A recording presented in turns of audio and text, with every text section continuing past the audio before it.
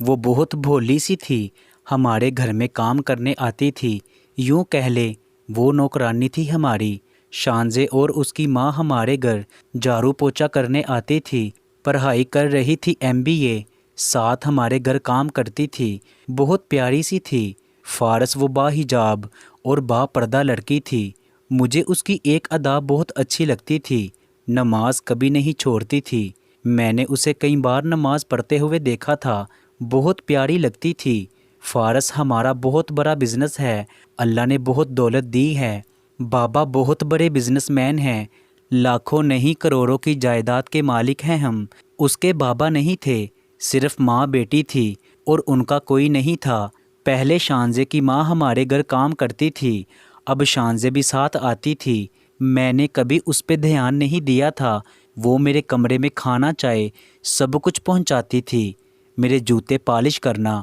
میں منع بھی کرتا تھا لیکن وہ کہتی صاحب جی کچھ نہیں ہوتا، کبھی کبھی اس کو 150 روپے دے دیتا۔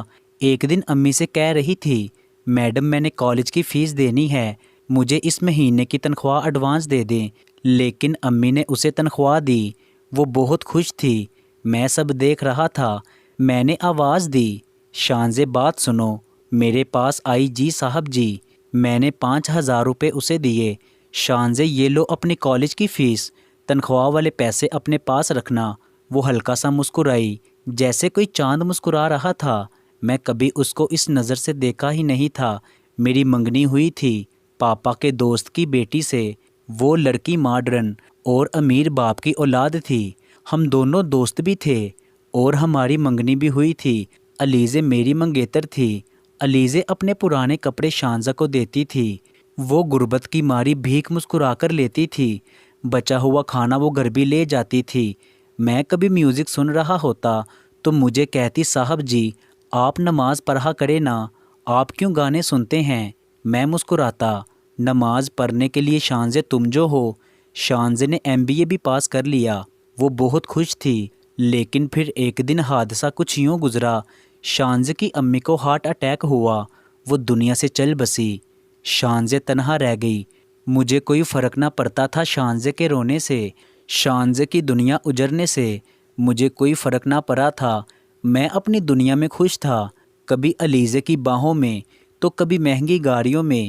وہ ماں کے گزرنے کے بعد ہمارے گھر میں ہی رہنے لگی، سارا دن چپ چاپ کام کرتی رہتی، میرے کمرے میں آتی، میں میوزک سن رہا ہوتا، خاموشی سے میرے جوتے پالش کرتی، کھانا کمرے میں پہنچاتی، میں اس کی طرف دیکھتا بھی نہ تھا۔ پھر ہمارے گھر میں ایک دن بات ہونے لگی، شانزے غریب ہے، بے سہارا ہے، اس کی شادی ساتھ والے گھر میں ایک نوکر لڑکا ہے، اس کے ساتھ کروا دیں گے۔ میں نے سنا اگنور کر دیا۔ پھر اچانک میری ملاقات اس لڑکے سے ہوئی جس سے شانزے کی شادی ہو رہی تھی۔ وہ لڑکا ان پڑھ جاہل سا، بد اخلاق سا، 15,000 کمانے والا، خاندان میں وہ اتنا اچھا نہ تھا۔ میں خاموش ہو گیا، کمرے میں بیٹھا تھا، شانزے میرے پاس آئی، کھانا دیا، جانے لگی، میں نے آواز دی شانزے، وہ رکی جی صاحب جی۔ اس کے چہرے کی طرف پہلی بار اتنی غور سے دیکھا تھا، وہ بہت خوبصورت تھی، حجاب کیا ہوا، بالکل کوئی شہزادی لگ رہی تھی۔ میں پیار سے پوچھا شانزے اس لڑکے سے شادی پہ تم کو کوئی اعتراض نہیں کیا؟ میرا اتنا کہنا تھا، مسکرانے لگی، پھر کچھ آنسو اس کے پیارے سے رخسار پہ گرنے لگے، آنکھیں سرخ ہو گئی اس کی۔ اماں کہتی تھی میری بیٹی کو کوئی شہزادہ لینے آئے گا، لیکن اماں بس خواب دیکھتی تھی۔ زندگی بہت عجیب ہے، نہ چاہتے ہوئے سب کچھ چھین لیتی ہے، پھر درد دیتی ہے اور رونے بھی نہیں دیتی۔ مغرب کی نماز کا ٹائم ہو گیا ہے صاحب جی، میں نماز پڑھ لوں، اتنا کہہ کر چلی گئی۔ مجھے عجیب بے چینی ہونے لگی، اتنی خوبصورت پڑھی لکھی، سمجھدار با پردہ نمازی، اتنی اچھی لڑکی، صرف اس لیے کسی جاہل کے ساتھ بیاہی جا رہی ہے کہ وہ غریب ہے۔ نہ جانے کیوں میرا دل اس کے لیے دھڑکنے لگا، عجیب سا احساس ہونے لگا۔ شانزے کا نکاح تھا اس نوکر سے، نکاح کا وقت تھا، میں علیزے کے ساتھ باتیں کر رہا تھا، میرا دل تڑپنے لگا، بار بار شانزے کا چہرہ میرے سامنے آنے لگا، وہ پیاری سی لڑکی، بھلا کیوں قربان کی جائے، وہ قبول ہے کہنے لگی۔ میں نے شانزے کا ہاتھ تھام لیا۔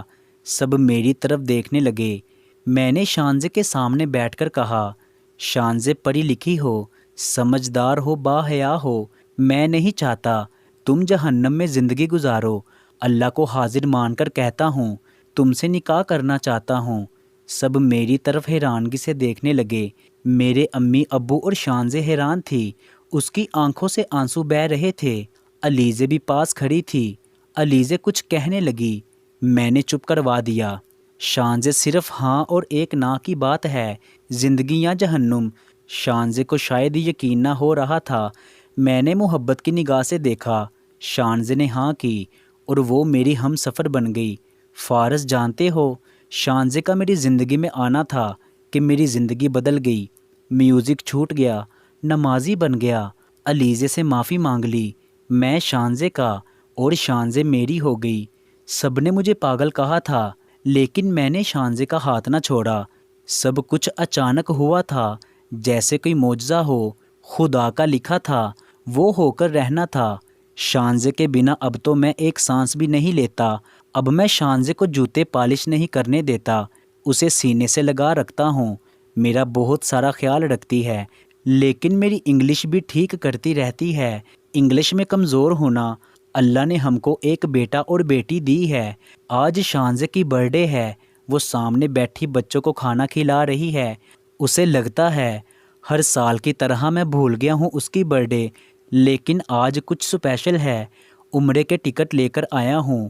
شانزے میری زندگی ہے، کبھی خواب میں بھی نہ سوچا تھا۔ شانزے میری ہم سفر بن جائے گی اور میری زندگی جنت ہو جائے گی۔ فارس صاحب، بس اپنی شانزے کے بارے اور محبت کی کچھ باتیں لکھنا چاہتا تھا۔